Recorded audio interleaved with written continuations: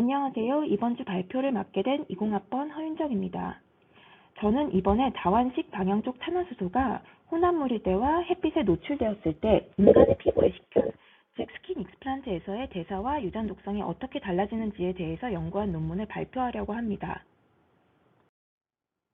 우선 이 연구를 하게 된 백그라운드를 보시면 다완식 방향족 탄화수소, 줄여서 PAH는 여기에 지금 그림에 볼 수 있듯이 불완전한 유기물의 연소에 의해서 생성이 돼서 공중보건을 해치는 아주 흔한 오염물질입니다.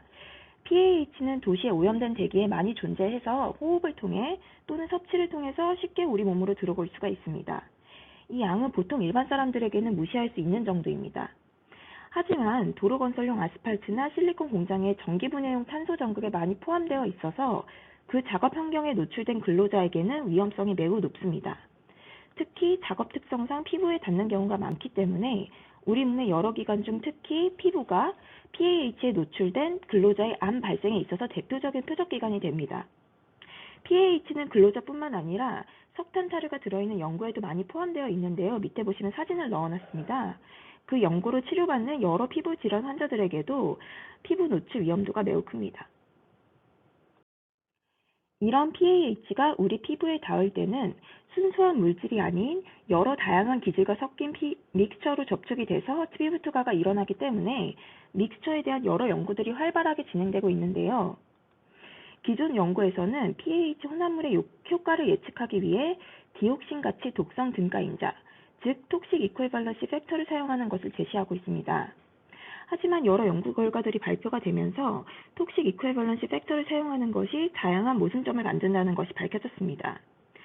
간단한 혼합물에서도 그 조성에 따라 대사산물의 양이 증가하기도 하고 억제되기도 했기 때문입니다. 또한 기존 연구에 따르면 태양 UV에 대한 노출도 피부에서 PAH의 독성을 조절하고 발암성에 영향을 줄 수 있는 대표적인 추가 매개 변수입니다. UV는 PAH에 의해서 흡수되고 광감작성 산화 스트레스를 유발할 수 있기도 하고 PAH의 분해를 유도하고 독성이 있는 부산물을 형성하게 할 수도 있습니다. 결국 여러 기존 연구들이 있지만 아직 PAH 믹스처에 대한 기존의 리스크 어세스먼트 툴에 대한 검증이 많이 이루어지지 않았으며 특히 믹스처의 UV를 처리했을 때 우리 몸에 유해한 대사산물의 생성에 어떤 효과를 미치는지에 대한 연구는 진행된 것이 없습니다. 이러한 이유들로 이 논문에서는 표적기관을 피부로 잡았고요. 그 다음에 대표적인 PAH 순수물질인 벤조피렌, 그리고 천연혼합물, 합성혼합물 이렇게 세 가지에 대한 대사 정도를 측정하고 이 세 개의 물질에 전후로 UV를 쬐었을 때 그 대사 정도를 측정해서 혼합물에 미치는 UV 효과까지 알아보았습니다.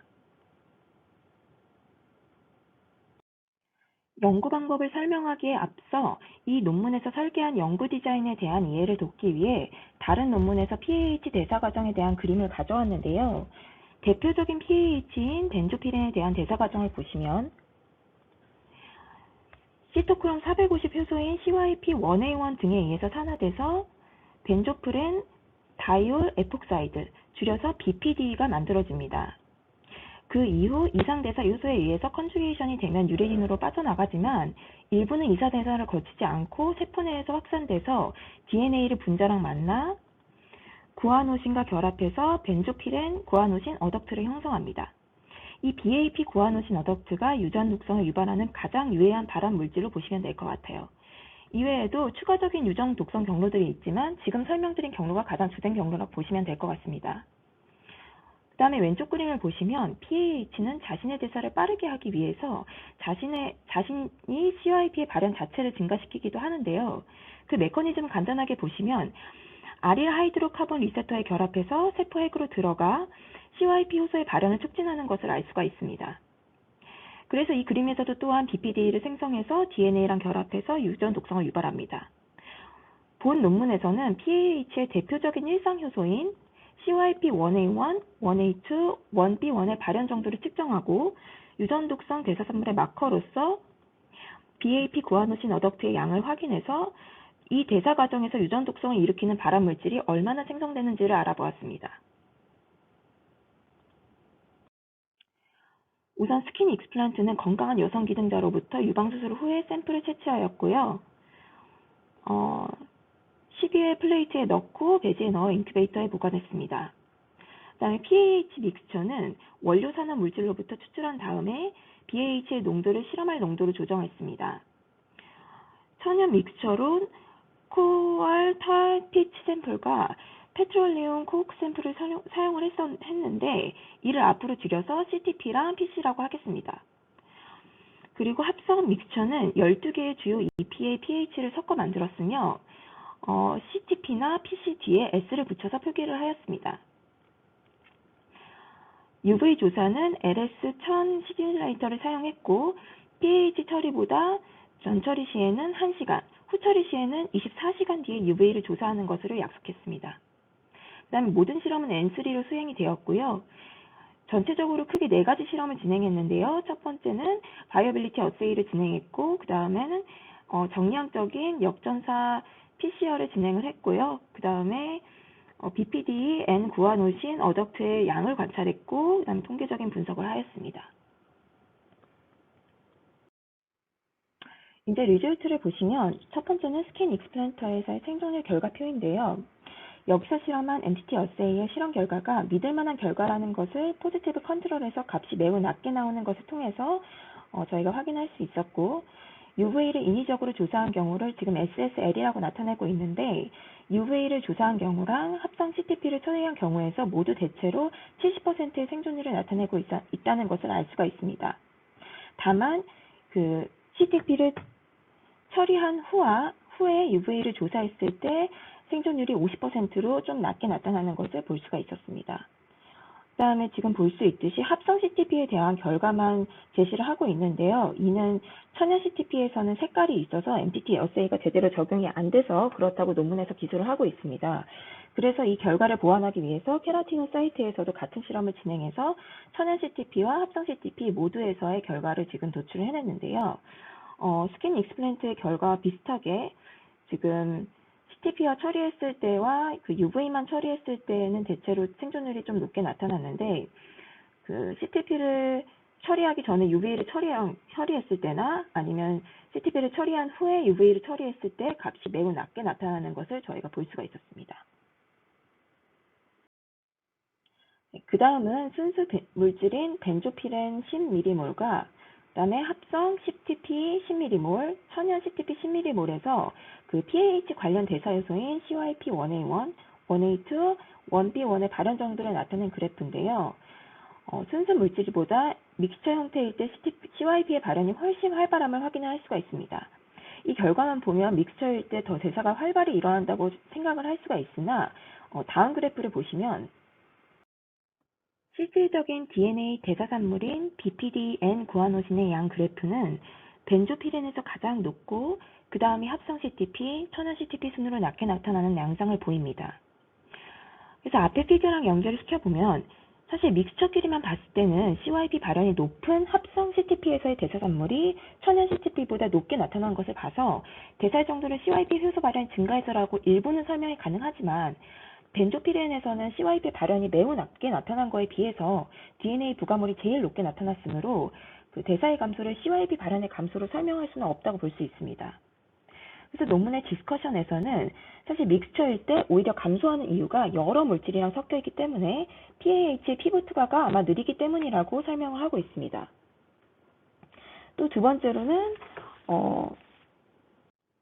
세포 종류의 차이 때문이라고도 설명을 하고 있는데요. 실제로 나와 있는 기존 연구에 따르면은 대사가 활발히 진행되고 있는 헤파토사이트나 리버 셀라이시스에서는 그 대사가 오히려 시너지 효과가 나타난다고 합니다. 하지만 대사가 낮게 나타나는 펄머너리 셀 같은 경우에서는 오히려 억제 효과가 나타난다고 합니다. 그래서 피부에서는 사실 대사가 활발하게 진행되기보다는 오히려 펄머너리 셀에 가깝기 때문에 대사가 낮게 나타난다고 볼 수가 있습니다.